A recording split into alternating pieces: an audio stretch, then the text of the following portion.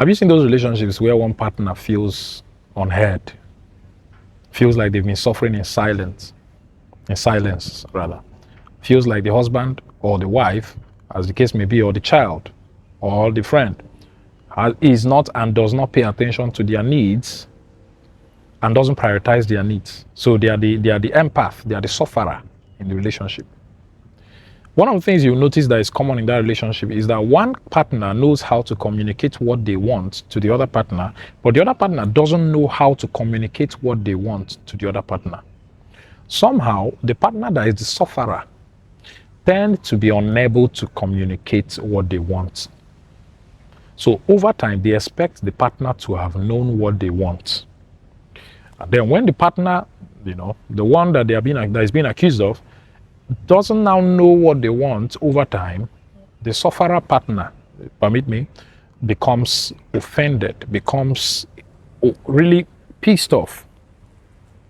One of the reasons the sufferers in such relationships usually get pissed off is because of a lack of what we call assertion. Assertion is the ability to communicate what is in your mind without trying to enforce it to the other person, without trying to force the other person to accept it, and without trying to control the outcome of the conversation. Assertiveness, according to me, is the ability to communicate what is in your mind, say your mind, and stand by it with a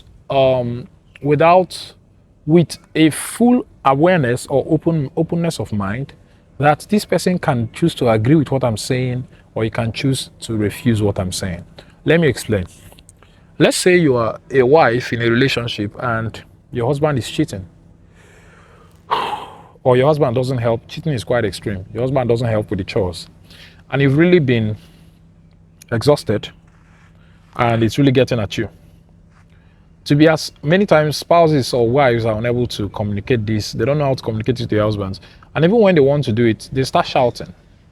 Why they raise their voices and why they are unable to speak calmly is because the emotions get in the way. Why? The emotion of fear, especially that this man may not agree to what I'm saying. 1.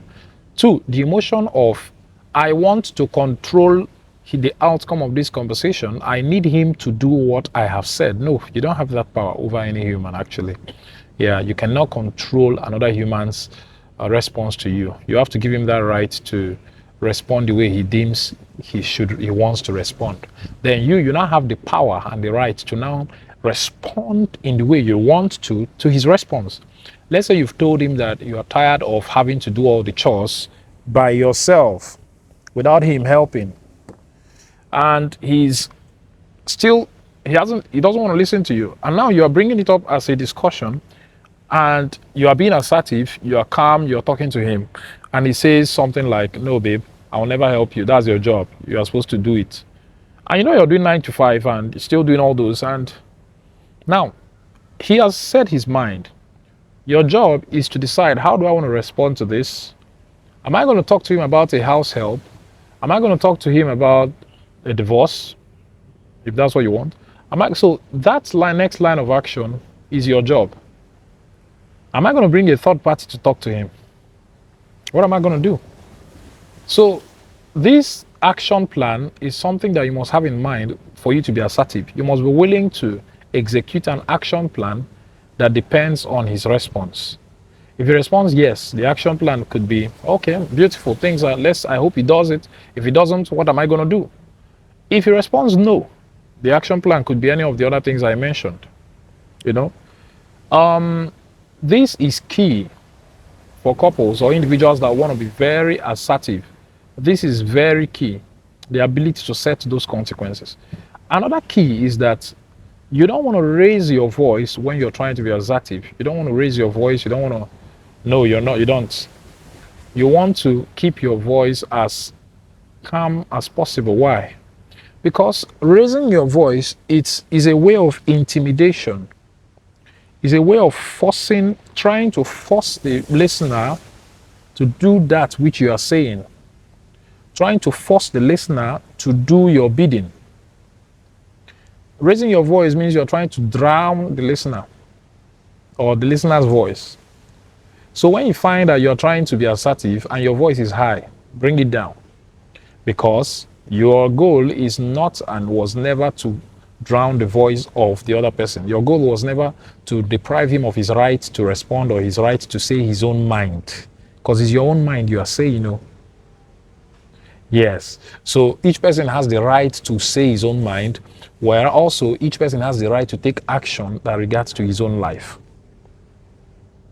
Now, why this is important is that most of the time when you raise your voice in trying to be assertive or say your mind in a relationship setting, the person's walls usually go up and they zone out, they stop listening to you. So once their walls are up and they stop listening to you, you have not achieved what you wanted to achieve. So you're not happy because you've not been heard. They didn't even hear you. Now they are thinking, this person has accused me.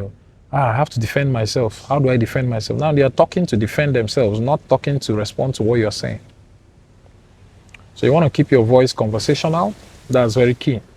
Then the first I said was you want to be ready for whatever the outcome of the conversation is. It could be a yes, it could be a no. And then you want to plan on the action plan to do whatever the response is. And then number 3, you want to keep your tone low, right? And then number 4 is that you want to make sure you do not make an accusation when you are being assertive. For example, if you want to, let's say you're working in a toxic work environment and your boss says something in the lines of, let's say your boss is very toxic, shouts at you, talks to you in an unruly manner. And probably you've told him before, you've not, but you go into his office, you want to be assertive, you tell him, sir, ma'am, I really don't like the way you speak to me, the tone in which or manner in which you speak to me.